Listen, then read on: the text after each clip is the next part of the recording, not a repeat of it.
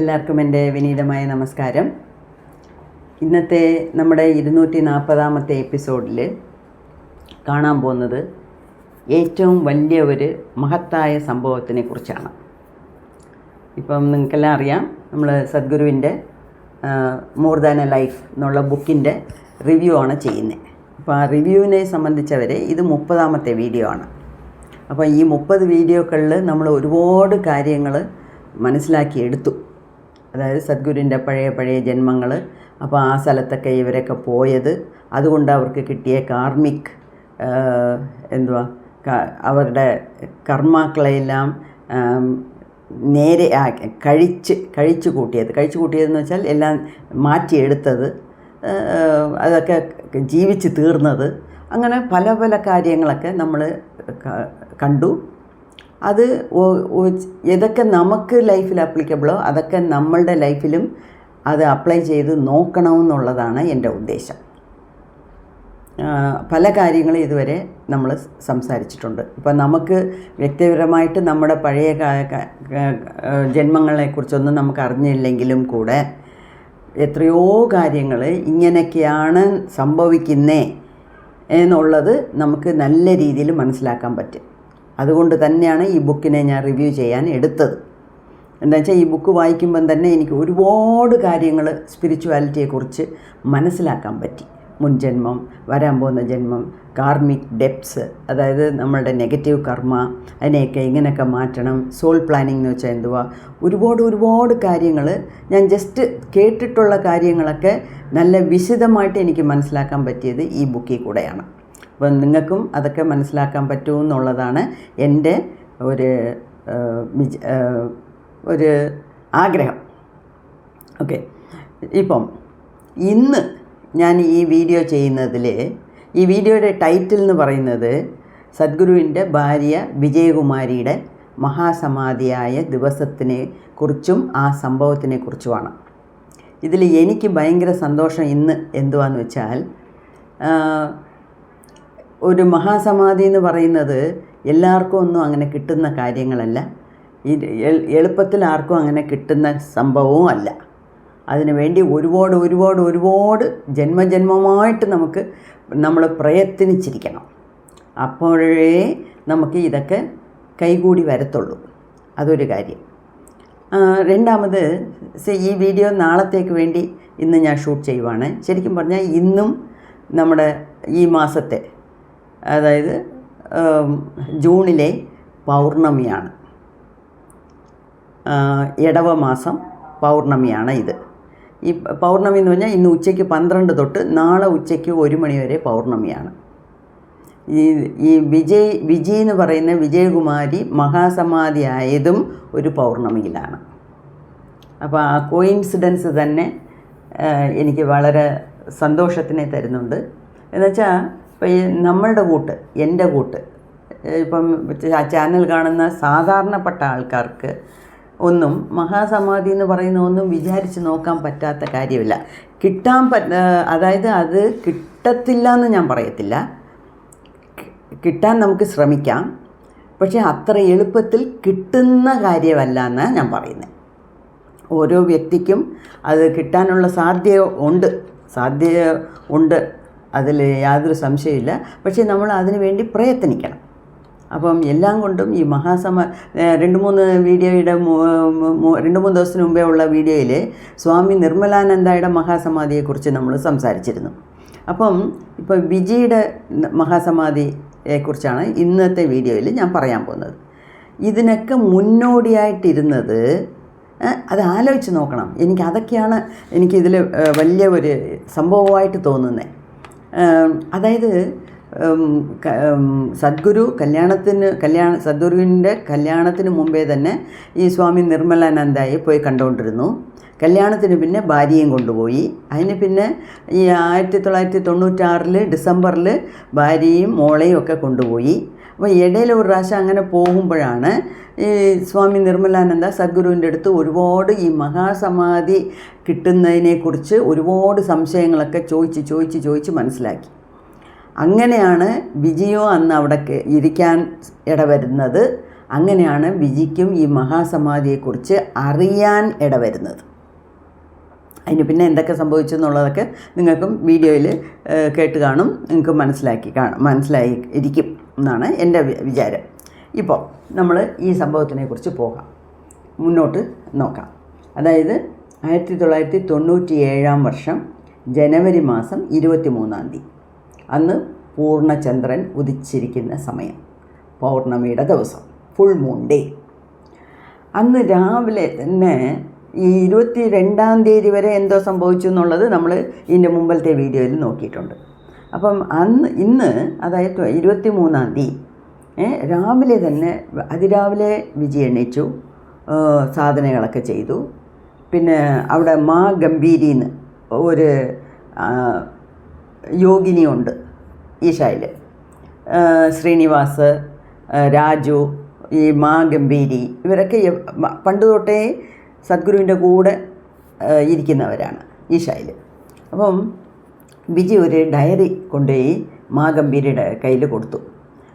സദ്ഗുരുവിൻ്റെ appointments എല്ലാം ഇതിൽ വേണം ഇനി എഴുതാൻ എന്ന് പറഞ്ഞു.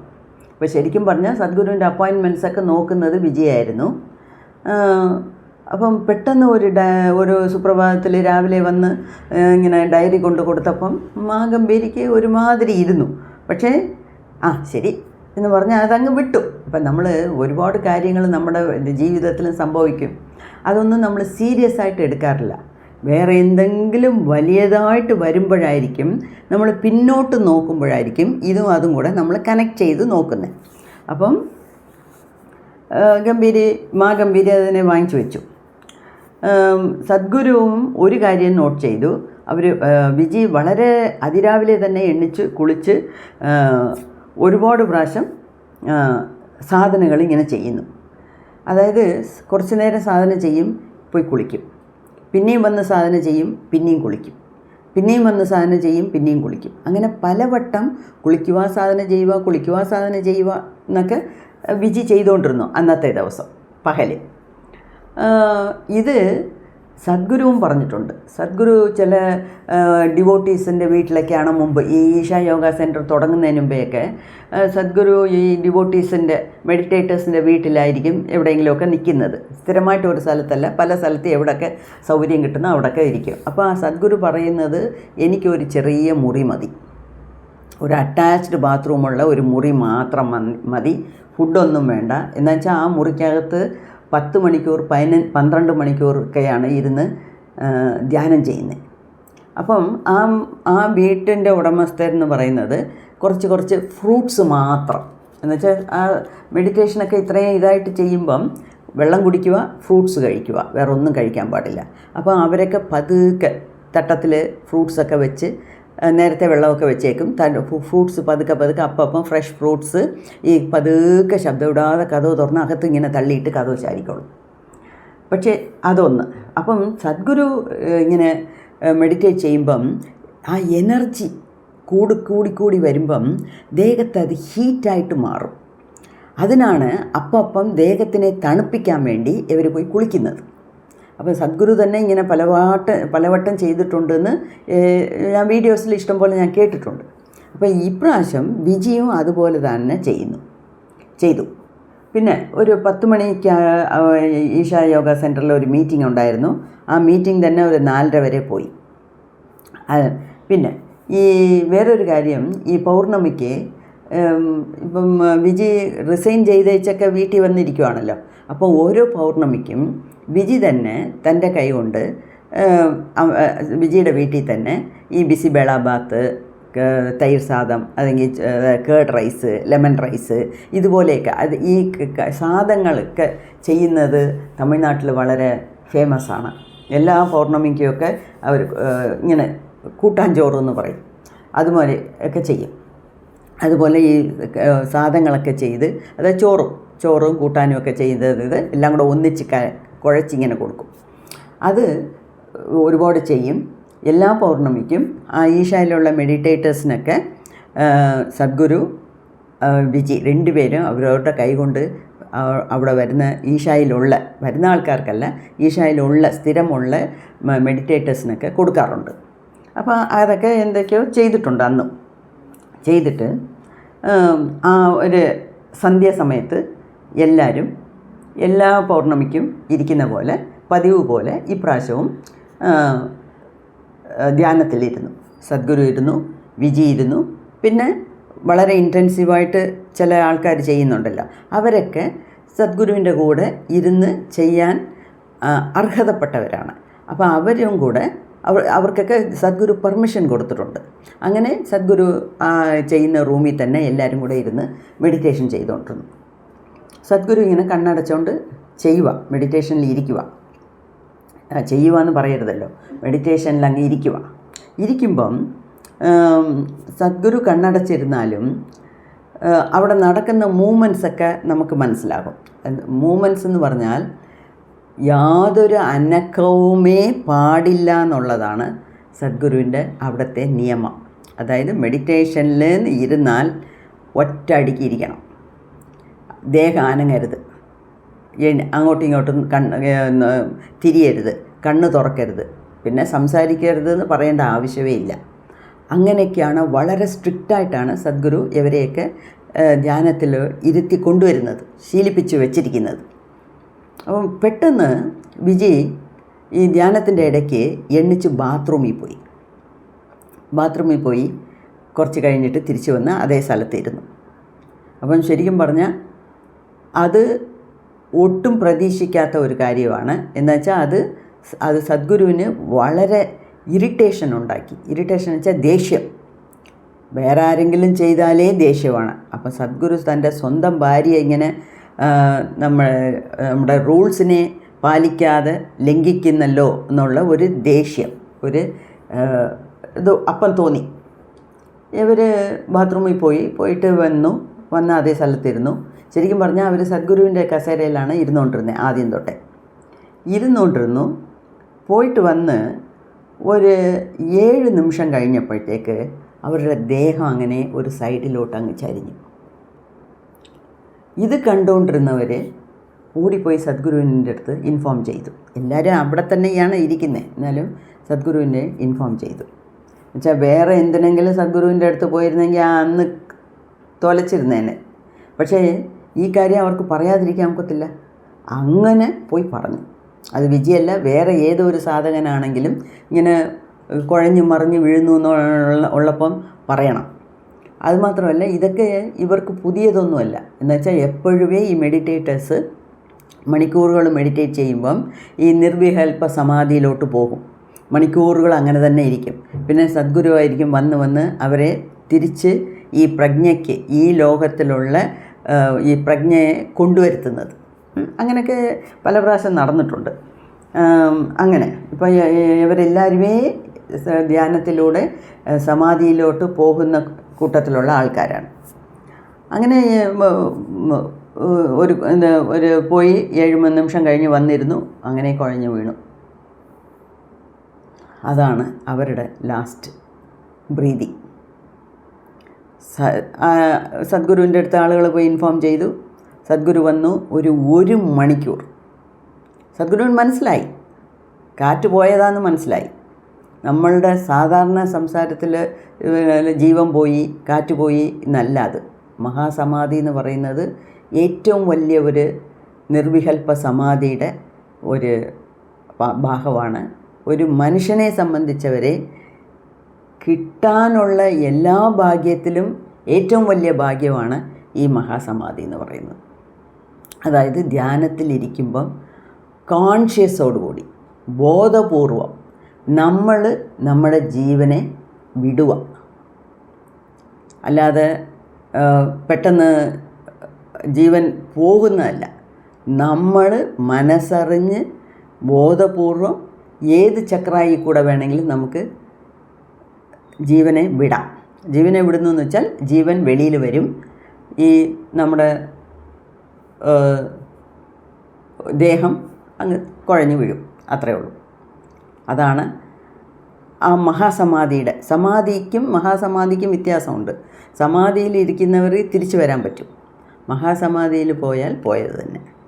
അപ്പോൾ അത് സദ്ഗുരുവിന് മനസ്സിലായി. എന്താ വെച്ചാൽ അത് അപ്പം മനസ്സിലായി. ഒരു മണിക്കൂർ ശ്രമിച്ചു. ഈ സദ്ഗുരുവിന് ഈ ചക്രാസിനെ കുറിച്ചൊക്കെ നല്ല നല്ല നല്ല രീതിയിലുള്ള ഗ്രാഹ്യമുണ്ട്. സദ്ഗുരു നമുക്കേ പറഞ്ഞു തന്നിട്ടുണ്ട്, നിങ്ങളുടെ ചക്രാസിനെ എല്ലാം കൂടെ അങ്ങോട്ടും ഇങ്ങോട്ടും മാറ്റാം എന്നൊക്കെ. അങ്ങനെയൊക്കെ ഒരുപാട് കാര്യങ്ങൾ അവിടെ പറഞ്ഞു കൊടുക്കാറുണ്ട്. അപ്പോൾ സദ്ഗുരു തന്നെ ശ്രമിച്ചു, ഒന്നും പറ്റിയില്ല. അതായത് പോയ ജീവനെ തിരിച്ചു കൊണ്ടുവരാനുള്ള ശ്രമമായിരുന്നു സദ്ഗുരു നടത്തിയത്. ഒന്നും പറ്റിയില്ല. കുറേയൊക്കെ ശ്രമിച്ചിട്ട് പറഞ്ഞു, ഷീ ലെഫ്റ്റ് ത്രൂ അനാഹത. അതായത് അനാഹത ചക്ര വഴിയാണ് അവരുടെ ജീവനെ വെളിക്കൊണ്ടുവന്നത് എന്ന് പറഞ്ഞു. അപ്പോൾ എല്ലാവർക്കും അവിടെ ഉള്ളവർക്കെല്ലാം മനസ്സിലായി. അപ്പോൾ സ്വാമി ദേവസത്വ എന്നുള്ള ഒരു ഇൻമേറ്റ്, ഒരു യോഗി അവിടെ ഉണ്ട്. അപ്പം സദ്ഗുരു ഓരോരുത്തരും അവരുടെ കാഴ്ചപ്പാട്, അവർ അന്ന് കണ്ടത് എന്തുവാ, അന്ന് സംഭവിച്ചത് എന്തുവാ എന്നുള്ളതിനെക്കുറിച്ച് ഇങ്ങനെ സംസാരിക്കുന്നു. അപ്പോൾ അതൊക്കെ നമ്മുടെ വീട്ടിലും കോമണാണ്. ഏതെങ്കിലും ഒരു കല്യാണത്തിന് പോയി, ഒരു മരണത്തിന് പോയി, അതിനെക്കുറിച്ചായിരിക്കും 4 ദിവസം അതിനെക്കുറിച്ചായിരിക്കും ചർച്ച നമ്മുടെ വീട്ടിൽ. നമ്മളെല്ലാവരും ചെയ്യുന്നതാണ്. അതുപോലെ അവിടെയും അവിടെ ഉള്ള ഈശായിലുള്ള ഈ ബ്രഹ്മചാരിണികളും എല്ലാം അതിനെക്കുറിച്ച് തന്നെ പറയുക. അപ്പം സദ്ഗുരുവിൻ്റെ ചെയറിലാണ് അവരവിടെ അന്ന് ഇരുന്നത്. അവരും നമ്മളുടെ കൂട്ട് വെച്ചാൽ മറ്റവരുടെ ഒപ്പം ശംഭോ ശിവശംഭോ എന്നൊക്കെ ചാൻറ്റ് ചെയ്തുകൊണ്ടിരിക്കുമായിരുന്നു.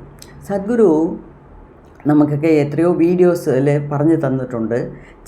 ചില നമ്മളുടെ കർമാവിനെ ഉടച്ച് എറിയണമെങ്കിൽ ചില ചാൻറ്റ് ചെയ്താൽ മതി. അതായത് നമുക്ക് വലിയ വലിയ സാധനങ്ങളൊന്നും ചെയ്യേണ്ട കാര്യമില്ല. ഹിമാലയ പർവ്വതത്തിൽ പോയി ഐസിലിരുന്ന് തപസ്സൊന്നും ചെയ്യേണ്ട കാര്യമില്ല. നമുക്ക് ഈ ലോക ജീവിതത്തിൽ ജീവിച്ചുകൊണ്ടിരിക്കുമ്പം തന്നെ ചില പവർഫുൾ ചാൻസ് ഉണ്ട്. അതൊക്കെ പറഞ്ഞാൽ മതി നിങ്ങൾക്ക് എന്ന് പറയും. അപ്പം ശംഭോ ശംഭോ എന്നുള്ള ഒരിതാണ്. അത് വീഡിയോ കേട്ടാൽ മനസ്സിലാകും. അത് ഇവരും, അതായത് വിജയും മറ്റവരുടെയൊക്കെ ഒപ്പം പറഞ്ഞുകൊണ്ടിരുന്നതാണ്. പെട്ടെന്നാണ് അവർ ഒരു സൈഡിലോട്ട് അങ്ങ് കുഴഞ്ഞു വീണത്. പക്ഷേ കുഴഞ്ഞു വീഴുമ്പോഴും അവരുടെ മുഖത്ത് ഒരു ചിരി. അപ്പം മുഖത്ത് ചിരി എന്നുള്ളത് ഞാൻ എന്തിനാണ് ഇവിടെ ഇത്രയും എടുത്തു പറയുന്നതെന്ന് വെച്ചാൽ, അവർ ഭയന്നല്ല ജീവനെ വിട്ടത്. അസംഭാവിതത്തിൽ നടക്കുമ്പോഴാണ് നമുക്ക് മുഖം ഇറുകുന്നത്. ഇത് അവരുടെ മുഖത്ത് നല്ല ഒരു സ്മൈലോട് കൂടിയാണ് മഹാസമാധി അടഞ്ഞത്. അത് എന്തുകൊണ്ടെന്ന് വെച്ചാൽ, അവർ ബോധപൂർവം ഇന്ന ചക്രം വഴി എനിക്ക് ജീവനെ എടുക്കണം എന്നുള്ള ഒരു പ്ലാനിങ് ഉണ്ടായിരുന്നു. അതാണ് ആ മുഖത്തുള്ള ശരി. ഇതിൽ ഒരു 8 മാസത്തിന് മുമ്പേ ഒരു പ്രാവശ്യം പറഞ്ഞിരുന്നു പോലും വിജി, ഞാൻ ഒരു ഫുൾ മൂൺ ഡേ, ഒരു പൗർണമിക്കായിരിക്കും വൈകുന്നേരം എനിക്ക് മഹാസമാധി കിട്ടുന്നത് എന്ന്. അതൊക്കെ ഓരോ തോന്നലാണ്. ഓരോ തോന്നലെന്ന് വെച്ചാൽ അവരവർക്ക് കിട്ടുന്ന ഒരു ഉള്ളിൻ്റെ ഉള്ളിൽ ഉള്ള ഒരു തോന്നൽ. അത് മിക്കവാറും സത്യമായിട്ടിരിക്കും. ഇപ്പം മരിക്കാൻ പോകുന്നവരൊക്കെ മരിക്കുന്നതിന് മുമ്പേ തന്നെ അവർക്ക് 3 മാസത്തിന് മുമ്പേ അറിയാം, ചിലപ്പം 1 മാസത്തിന് മുമ്പേ അറിയാം, ചിലപ്പം 3 ദിവസത്തിന് മുമ്പേ അറിയാം. പക്ഷേ മരിക്കുന്നതിന് മുമ്പേ നമുക്ക് എല്ലാവർക്കും ഞാൻ മരിക്കാൻ പോകുന്നു എന്നുള്ളത് അറിഞ്ഞ് തന്നെയാണ് മരിക്കുന്നതെന്നാണ് ആൾക്കാർ പറയുന്നത്. ഒട്ടുമൊത്തം ആൾക്കാർക്ക് അറിയും. എപ്പോഴാണ് അറിയാൻ വയ്യാത്തതെന്ന് വെച്ചാൽ, ഈ ആക്സിഡൻറ്റിൽ, പെട്ടെന്ന് ഒരു ആക്സിഡൻറ്റിൽ ബോധം പോയി, അങ്ങനെ ജീവനും പോയി എന്ന് വെച്ചാൽ നമുക്കൊന്നും ചെയ്യാൻ പറ്റില്ല, അറിയത്തില്ല. ബാക്കി എല്ലാവർക്കുമേ, ഇപ്പം സുഖമില്ലാതെ 1 മാസം കിടക്കുന്നു, അല്ലെങ്കിൽ എന്തെങ്കിലും ഒരു ചെസ്റ്റ് പെയിൻ വന്നു, ഹാർട്ട് അറ്റാക്ക് വന്നു, എന്തെങ്കിലും ആ സമയത്തിന് മുമ്പേ തന്നെ അവർക്കറിയും നമുക്ക് സമയം അടുത്തു, ഇപ്പം പോകാൻ പോകുന്നു എന്നുള്ളത്. അത് എല്ലാവർക്കും അറിയുമെന്നാണ് പറയുന്നത്. അപ്പം പിന്നെ അന്ന് 23-ാം തീയതി ഭാരതിക്ക് അവിടെ വരാൻ പറ്റിയില്ല. എന്ന് വെച്ചാൽ ഭാരതിയുടെ മോടെ ഫംഗ്ഷന് വേണ്ടി സ്കൂളിൽ പോയിരുന്നു. പിന്നെ ശരിക്കും പറഞ്ഞാൽ ഇത് 23-ാം തീയതി നടന്ന സംഭവം. അതിനു മുമ്പേ ഊട്ടിയിലാണ് സദ്ഗുരുവിൻ്റെ മോളെ ബോർഡിംഗ് സ്കൂളിൽ ചേർത്താണ് പഠിപ്പിച്ചുകൊണ്ടിരുന്നത്. അപ്പം 21-ാം തീയതി, ജനുവരി 21-ാം തീയതി ഇവരെല്ലാം കൂടെ, അതായത് സദ്ഗുരുവും വിജയും കൂടെ മോളെ കൊണ്ടുപോയി ഹോസ്റ്റലിലാക്കിയിട്ട് വരിക. ഊട്ടി വരെ അവർ, കോയമ്പത്തൂർ ഊട്ടിയൊക്കെ അടുത്താണല്ലോ. അപ്പോൾ കാറിൽ പോയി കൊച്ചിനെ കൊണ്ടുപോയി ആ ഹോസ്റ്റലിൽ വിട്ടിട്ട് തിരിച്ച് വരുമായിരുന്നു. അപ്പോൾ ഹോസ്റ്റലിൽ പോകുമ്പോഴേ അമ്മ, അതായത് വിജി മോളെടുത്ത് എന്തൊക്കെയോ പറഞ്ഞുകൊണ്ട് വരുന്നു.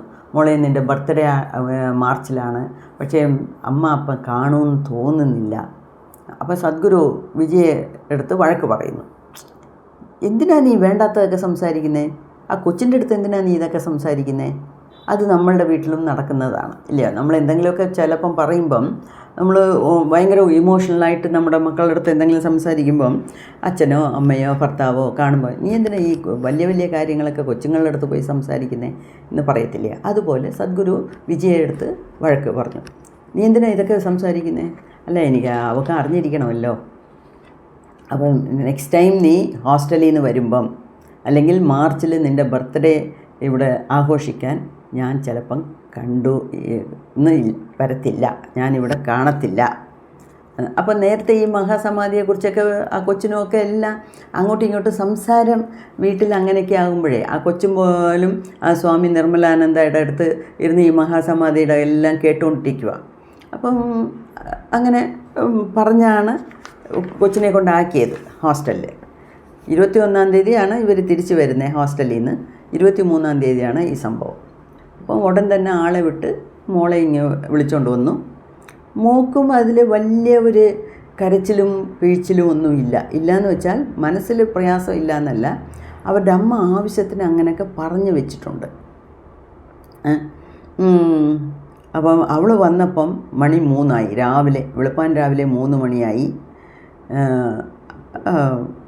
ഇങ്ങനെ പൂവെല്ലാം എടുത്തിട്ട് നിരത്തി ദേഹത്തിനെ കിടത്തിയിരിക്കുന്ന കണ്ടപ്പോൾ കൊച്ചിന് മനസ്സിലായി.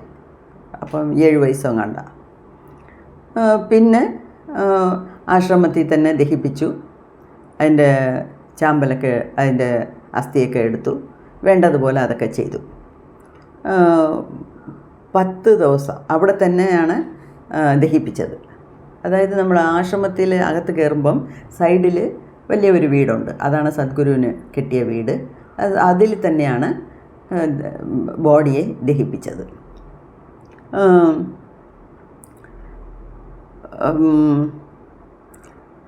ആ ദഹിപ്പിച്ച സമയത്ത് 1000 പേര് അതിനെ ആ ഫങ്ഷനിൽ പങ്കെടുത്തു. പിന്നെ സദ്ഗുരു ഒരു 10 ദിവസം വീട്ടിനകത്ത് തന്നെ ഇരുന്നു. എന്നുവെച്ചാൽ വെളിയിലൊന്നും പോകാൻ ഒക്കത്തില്ല, പോകരുതല്ലോ, നമുക്കും അറിയാമല്ലോ. അങ്ങനെ എല്ലാവരുടെയും സമുദായത്തിൽ അങ്ങനെയൊക്കെ ഉണ്ട്. ചിലർ 10 ദിവസം അകത്തിരിക്കും, ചിലർ 15 ദിവസം ഇരിക്കും, 13ാമത്തെ ദിവസം വെളിയിൽ വരും. നമ്മൾ 16ൻ്റെ അടിയന്തരമൊക്കെ ചെയ്യും, അങ്ങനെയൊക്കെ ഉണ്ടല്ലോ. അതുപോലെ സദ്ഗുരു 10 ദിവസം അകത്ത് തന്നെ ഇരുന്നു. 11ാമത്തെ ദിവസം ഒരു സ്പെഷ്യൽ ആരാധനയൊക്കെ നടത്തി. അതിൽ ഏകദേശം ഒരു 3000 പേരൊക്കെ അത് അറ്റൻഡ് ചെയ്തു. അതിൽ ഇനിയൊരു കാര്യം എന്തുവാ പറയുന്നതെന്ന് വെച്ചാൽ, അന്ന്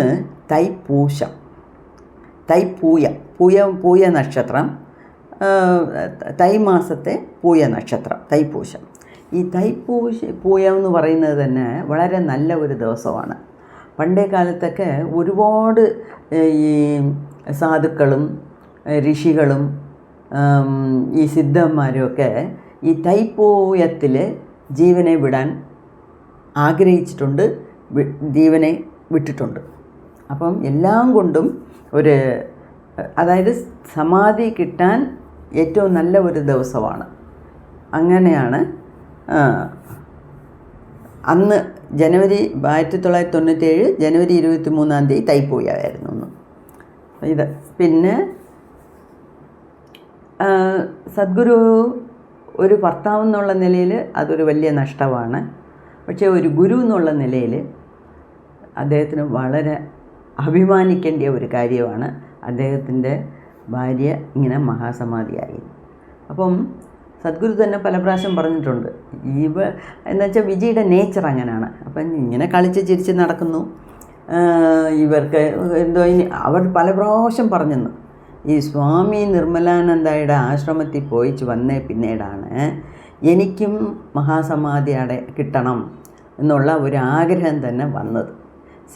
അങ്ങനെയൊക്കെയാണ് നമ്മളുടെ ജീവിതത്തിലും പല കാര്യങ്ങൾ. ഇതൊക്കെയാണ് നമ്മുടെ ജീവിതത്തിലും കൂടെ കണക്ട് ചെയ്ത് നോക്കണമെന്ന് പറയുന്നത്. അപ്പം എനിക്ക് മഹാസമാധി കിട്ടുമോ, നിനക്ക് കിട്ടുമോ, അങ്ങനത്തെ ഇല്ല. ഇപ്പം ഞാൻ പറയട്ടെ, ഞാനൊരു 3000 സ്ക്വയർ ഫീറ്റിൽ ഒരു വീട് വെച്ചു. എനിക്കൊരു വലിയ വീട് വെക്കണമെന്നായിരുന്നു. അപ്പം ഞാൻ ചെന്നൈയിൽ സെറ്റിലായിരുന്നെങ്കിൽ ഇത്രയും വലിയ വീട് വയ്ക്കാൻ പറ്റത്തില്ല. നാട്ടിൽ വന്നേ പിന്നീടാണ് അതിൽ മെയിനായിട്ട് ഒരു കാരണം, അഞ്ചലിൽ എൻ്റെ അമ്മാവനും അമ്മാവിയും ഉണ്ട്. അവരുടെ വീട് വലിയ വീടാണ്. ഒരു 50 സെൻറ്റ് സ്ഥലത്ത് വലിയ വീട്. അതിനെ ചുറ്റിയിലും കുറേ മരങ്ങളും എല്ലാം ഉണ്ട്. അതിൽ ഊഞ്ഞാലൊക്കെ ഇട്ടിട്ടുണ്ട് ഡൈനിങ് ടേബിളിൻ്റെ അടുത്ത്. അപ്പം ഞാനൊക്കെ കൊച്ചായിരുന്നപ്പം അവിടെ പോകുമ്പം എനിക്കത് കാണുമ്പോൾ എനിക്ക് ഭയങ്കര ഇഷ്ടമാണ്. അപ്പോൾ അതുമാത്രമല്ല, ഞങ്ങളുടെ കുഞ്ഞമ്മയുടെ വീട്, ഞങ്ങളുടെ അപ്പൂപ്പൻ്റെ വീട് എല്ലാമേ വലിയ വലിയ വീടുകളാണ്, കായംകുളത്തുള്ളതും. അപ്പം ഞങ്ങൾ ഈ സമ്മർ വെക്കേഷനിലൊക്കെ എല്ലാ പ്രാവശ്യം വരുമ്പോൾ ഈ വീടുകളിലൊക്കെ പോകുമ്പോഴേ അത് എൻ്റെ മനസ്സിലൊരു ആഗ്രഹത്തിനെ ഉണ്ടാക്കിയിട്ടുണ്ട്. അത് എനിക്ക് കൊച്ചായതുകൊണ്ട് എനിക്കപ്പം അറിഞ്ഞില്ല. പക്ഷേ ഇപ്പം വീട് വയ്ക്കുമ്പം നല്ല മെഡ്രാസിൽ ഞങ്ങളൊരു വീട് വെച്ചു. അതും വലിയ വീടായിരുന്നു. ഹാളൊക്കെ തന്നെ നല്ല വലിയ ഹാളായിരുന്നു. അതേപോലെ ഇവിടെയും ഒരുവിധം നല്ല വീടാണ്. വലിയ 4 ബെഡ്റൂം വിത്ത് അറ്റാച്ച്ഡ് ബാത്റൂം, നല്ല ഹാള്, അങ്ങനെയൊക്കെയാണ് ഞാനും എൻ്റെ പ്ലാനിങ്ങാണ് ഈ വീടും വെച്ചത്. അപ്പോൾ ഞാൻ എന്തിനാ പറയാൻ വരുന്നതെന്ന് വെച്ചാൽ, എനിക്ക് എൻ്റെ റിലേറ്റീവ്സിൻ്റെ വീടെല്ലാം, നാട്ടിലുള്ള ബന്ധുക്കളുടെ വീടെല്ലാം വലിയ വലിയ വലിയ വീടുകളാണ്. അത് കണ്ടുകൊണ്ടാണ് എനിക്കും ഒരു വലിയ വീട് വയ്ക്കണമെന്ന് ആഗ്രഹിച്ചത്. അതുപോലെ സ്വാമി നിർമ്മലാനന്ദയ്ക്ക് മഹാസമാധി ആകണമെന്ന് അദ്ദേഹത്തിൻ്റെ ആഗ്രഹമായിരുന്നു. പക്ഷേ അതിനെക്കുറിച്ചുള്ള ഡിസ്കഷനിൽ സദ്ഗുരു പോയിരുന്നു. വിജയും കൊണ്ടുപോയി, കൊച്ചിനെയും കൊണ്ടുപോയി. അപ്പോൾ അത് കേട്ടപ്പോഴാണ് വിജിക്ക് ഇങ്ങനെ മനസ്സ് ഇളകിയത്. അപ്പോൾ അന്ന് അവർ ആഗ്രഹിച്ചതായിരിക്കും, എനിക്കും മഹാസമാധി കിട്ടണം, ഞാനും ആ രീതിക്ക് വേണം മരിക്കാൻ, ഈ ദേഹത്തിനെ വിട്ടിട്ട് പോകാൻ എന്നൊക്കെ അവരുടെ മനസ്സിൽ തോന്നിക്കാണും. അതുമാത്രമല്ല, ഇതൊക്കെ 1-2 ദിവസങ്ങളിൽ തോന്നുന്നതല്ല. ഇപ്പം ഞാൻ ഈ വീഡിയോ ചെയ്യുന്നതുകൊണ്ടോ എനിക്ക് മഹാസമാധി ആകണം, ആഗ്രഹിക്കാം, ശ്രമിക്കാം, പക്ഷേ അത് കിട്ടണമെന്നില്ല. കേൾക്കുന്ന നിങ്ങൾക്ക് എല്ലാവർക്കും തോന്നാം, നിങ്ങളും ശ്രമിക്കാം. എത്ര പേർക്ക് കിട്ടുന്നു എന്നുള്ളത് നമുക്ക് പോലും അറിയാൻ പറ്റത്തില്ല. ഇപ്പം നമുക്കൊന്നും പറയാൻ പറ്റത്തില്ല. ഇത്രയും എൻലൈറ്റൻഡായ സ്വന്തം ഭർത്താവ് അവിടെ ഇരുന്നിട്ടും അദ്ദേഹത്തിന് പല സൂചനകൾ കിട്ടിയിട്ടുണ്ട്. സദ്ഗുരുവിന് പല രീതിയിലും പല സമയത്തും സൂചനകൾ കിട്ടിയിട്ടുണ്ട്. ഈ പിടിവാശിയിൽ നിൽക്കുവാണ്, മഹാസമാധിന്ന് ഇവൾ പിടിവാശിയിൽ നിൽക്കുവാണ്, ഇവൾക്ക് എങ്ങനെയും അത് കിട്ടണമെന്നുള്ള ഒരു വേഗം ഉണ്ട് എന്നുള്ളത് സദ്ഗുരുവിന് നല്ലപോലെ മനസ്സിലായി. എന്നാലും അതിനെ അത്ര സീരിയസ് ആയിട്ട് എടുത്തില്ല. എന്താ വെച്ചാൽ, നേരത്തെ ഞാൻ പറഞ്ഞ പോലെ ഇതിങ്ങനെ കളിച്ച് നടക്കുന്നു, എല്ലാവരുടെ കൂടെയും സ്നേഹം, എല്ലാവരുടെ കൂടെയും സന്തോഷം, എല്ലാവർക്കും ചോറ് വെച്ച് വിളമ്പണം, അങ്ങനെ ചെയ്യണം, ഇങ്ങനെ ചെയ്യണം, ഈ വലിയ പരോപകാരിയായിട്ടിരിക്കുന്നതല്ലാതെ ഒരു സീരിയസ് ടൈപ്പല്ല. She is not an accomplished yogi എന്നാണ് പറഞ്ഞിരിക്കുന്നത്. അക്കംപ്ലിഷ്ഡ് യോഗി എന്ന് വെച്ചാൽ എല്ലാം തികഞ്ഞ ഒരു യോഗി അല്ലെങ്കിൽ യോഗിനി. വിജയ് അങ്ങനെയൊന്നുമല്ല. അപ്പം മഹാസമാധി കിട്ടത്തില്ല എന്നല്ല, എന്നാലും കുറച്ചൊക്കെ സമയമാകും. അതിന് മുമ്പേ ധ്യാനലിംഗമെല്ലാം നമുക്ക് ചെയ്യണ്ടേ, അത് തീർക്കാതെ ഇങ്ങനെ. അപ്പം സദ്ഗുരുവിന് മനസ്സിൽ ഒരുപാട് ഇങ്ങനെ സൂചനകൾ വന്നുകൊണ്ടാണ് തിരിച്ചും ഈ ഭാരതിയെയും വിജയും വിളിച്ച് പറയുന്നത്. ഈ മാസം പൗർണമിക്ക് ചെയ്യാൻ പറ്റുമോ, പ്രോമിസൊക്കെ വാങ്ങിച്ചില്ലയോ 2 പേരെയും വിളിച്ച്, ഈ മാസം പൗർണമിക്ക് ധ്യാനലിംഗം റെഡിയാകണം, അല്ലെങ്കിൽ അടുത്ത മാസമെങ്കിലും പൗർണമിക്ക് ധ്യാനലിംഗം റെഡിയാവണം, നിങ്ങൾ എൻ്റെ കൈയടിച്ച് സത്യം ചെയ്യും എന്നൊക്കെ സത്യം വാങ്ങിച്ചതിൻ്റെ കാരണം സദ്ഗുരുവിന് മനസ്സിൽ പലതും തോന്നിയിട്ടുണ്ട്. പക്ഷേ ഈ സമാധി എന്നൊക്കെ പറയുന്നത് ആരെക്കൊണ്ട് നമുക്ക് പ്രെഡിക്റ്റ് ചെയ്യാൻ പറ്റില്ല. വിജിക്ക് പോലും ഇത്ര മണിക്ക് വലിയ സിദ്ധന്മാരൊക്കെ ചെയ്യുന്നുണ്ട്. എന്നാലും വിജിക്ക് പോലും അന്ന് ചിലപ്പം ഉള്ളിൽ എന്തെങ്കിലുമൊക്കെ ഫീലിങ്സ് വന്നു കാണും. പക്ഷേ ഏത് നിമിഷമാണ് നമ്മളുടെ ജീവൻ നമ്മളുടെ ദേഹത്തിനെ കളഞ്ഞിട്ട് പോകുന്നതെന്നുള്ളത് ആർക്കും അങ്ങനെ തുല്യമായിട്ട് കണിച്ച് പറയാനൊക്കത്തില്ല. ഉണ്ട് ഋഷികളും വലിയ സാധകന്മാരും സിദ്ധന്മാരും എന്താ യോഗാനന്ദ പരമഹംസ ഫോറിനിൽ പോയി എല്ലാവരെയും വിളിച്ചു കൂട്ടി, സയൻറ്റിസ്റ്റ്, ഡോക്ടേഴ്സ്, ഇവരെ എല്ലാവരെയും വിളിച്ചു കൂട്ടി, ഞാനിപ്പം പോകാൻ പോവാ, എൻ്റെ ജീവനെ വിടാൻ പോവുക, ഈ 10-30 ദിവസത്തേക്ക് എൻ്റെ ദേഹത്തിന് ഒന്നും ആവത്തില്ല, നിങ്ങൾ വേണമെങ്കിൽ ടെസ്റ്റ് ചെയ്തോ, എന്ത് ടെസ്റ്റ് വേണമെങ്കിലും ചെയ്തോ ഒന്ന് പറഞ്ഞ് വെല്ലുവിളിച്ചിട്ടാണ് പോയത്. ഇപ്പോഴും ദേഹം അങ്ങനെ അവിടെ സൂക്ഷിച്ച് വെച്ചിട്ടുണ്ട്. വടലൂർ വള്ളലാർ കഥ അടച്ചു, ഞാൻ പോകാൻ പോന്നു, പഞ്ചഭൂതങ്ങളുടെ കൂടെ അങ്ങ് കലന്നു ദേഹം. അതൊക്കെയാണ് മഹാസമാധിയുടെ ഒരു കാര്യം. അപ്പം സദ്ഗുരുവിനും അറിയാം, പക്ഷേ തുല്യമായിട്ട് നമുക്ക് ആർക്കും തന്നെ അത് പറയാനൊക്കത്തില്ല എപ്പോഴാണെന്നുള്ളത്. അപ്പം എന്തോ എനിക്ക് അതിൽ വലിയ ഒരു തൃപ്തിയുണ്ട്. എനിക്ക് കിട്ടുന്നു, നമുക്കെല്ലാം കിട്ടുന്നു. ഒരാളിന് നമ്മളുടെ കൂടെ ഒപ്പം ജീവിച്ച് 97 എന്ന് പറയുന്നത് വലിയ ഒരു പഴയ കാലമൊന്നുമല്ല. ഈ സമ്പത്ത് ഇപ്പം തന്നെ ഒരു ഭാര്യയായിട്ടും അതുമാത്രമല്ല സദ്ഗുരു പറഞ്ഞിട്ടുണ്ട്, ഞാൻ എളുപ്പത്തിൽ ചെയ്യുന്ന വളരെ ലഘുവായിട്ടുള്ള 1-2 സാധനങ്ങളാണ് ഞാൻ അവർക്ക് പറഞ്ഞു കൊടുത്തിട്ടുള്ളത്. വലിയ വലിയ കാര്യങ്ങളൊന്നും ഞാൻ പറഞ്ഞു കൊടുത്തിട്ടേ ഇല്ല, അവർക്ക് അതൊന്നും അറിഞ്ഞും കൂടാ. അപ്പോൾ എന്തിനാ ഇത്രയും ചെറിയതൊക്കെ മാത്രം പറഞ്ഞു കൊടുത്തതെന്ന് വെച്ചാൽ പെട്ടെന്ന് പോയി കളയരുത്, ധ്യാനലിംഗം ചെയ്യാനുണ്ട്. ഈ സദ്ഗുരുവിൻ്റെ ഈ ജന്മത്തെ വിഷൻ എന്ന് പറയുന്നത് അതാണ്. അത് ചെയ്യാനാണ് ഇവർ രണ്ടുപേരെയും പിടിച്ചു വെച്ചിരിക്കുന്നത്. അപ്പോൾ അതിൻ്റെ ഇടയിൽ പൊയ്ക്കളയരുത് എന്നുള്ളതുകൊണ്ടാണ് വളരെ മൈൽഡായിട്ട് ഇതൊക്കെ ചെയ്യും. പക്ഷെ അതിനെ വിജയ് സീരിയസ് ആയിട്ട് അങ്ങ് എടുത്തു. മഹാസമാധിയുടെ കാര്യം നിർമ്മലാനന്ദ എടുത്ത് പറഞ്ഞുകൊണ്ടിരുന്നപ്പോഴേ ഇവർ ഓൾമോസ്റ്റ് തീരുമാനിച്ചു. അതേമാതിരി ഇവർ തിരിച്ച് എവിടെയോ കാറിൽ പോയിട്ട് വരുമ്പം കാറിനെ നിർത്താൻ പറഞ്ഞിട്ട് സദ്ഗുരുവിൻ്റെ കയ്യിൽ കയറി പിടിച്ച് അവർ കരയുന്നു. എനിക്ക് എങ്ങനെയെങ്കിലും മഹാസമാധി നിങ്ങൾ വാങ്ങിച്ച് തരണം, എനിക്കത് വേണം. അപ്പം സദ്ഗുരു പറഞ്ഞു, നിനക്ക് കിട്ടണമെന്നുണ്ടെങ്കിൽ കിട്ടും, നീ അതിനെക്കുറിച്ച് ആശങ്കപ്പെടാതെ, കിട്ടും. എന്നാൽ അതിനെക്കുറിച്ച് എപ്പം പറഞ്ഞാലും അതിനെ ലൈറ്റാക്കി എടുത്തതിൻ്റെ കാരണം ഈ ധ്യാനലിംഗം ചെയ്ത് പിന്നീട് നീ കുഴപ്പമില്ല എന്നുള്ളതായിരുന്നു സദ്ഗുരുവിൻ്റെയും ഒരു നിലപാട്. എന്തായിരുന്നാലും നമ്മളുടെ സമയത്ത് തന്നെ, നമ്മുടെ ഈ കാലത്ത് തന്നെ ഒരു സ്ത്രീ മഹാസമാധി കിട്ടി എന്നുള്ളത് നമുക്കറിയുമ്പം നമുക്കും അപ്പം അതിൽ നിന്ന് നമ്മൾ എന്തുവാ പഠിക്കേണ്ടിയേ? അത് എനിക്കും സംഭവിക്കാം, നിങ്ങൾക്ക് ഇത് കേൾക്കുന്ന എല്ലാവർക്കും സംഭവിക്കാം. അതിനുള്ള ഏർപ്പാടുകൾ നമ്മൾ ചെയ്യണം, അതിനുള്ള പ്രിപ്പറേഷൻസ് നമ്മൾ ചെയ്യാം. നോക്കട്ടെ അല്ലേ? എന്നുവെച്ചാൽ നമുക്കും എല്ലാവർക്കും മുക്തി വേണമെന്നല്ലയോ ഈ ചാനലൊക്കെ കേൾക്കുന്നതും കാണുന്നതും. പല കാര്യങ്ങളും നമ്മൾ ചെയ്യുന്നു. ദൈവം എല്ലാവരെയും അനുഗ്രഹിക്കട്ടെ, നമ്മളുടെ ആഗ്രഹങ്ങളെല്ലാം നടത്തി തരട്ടെ.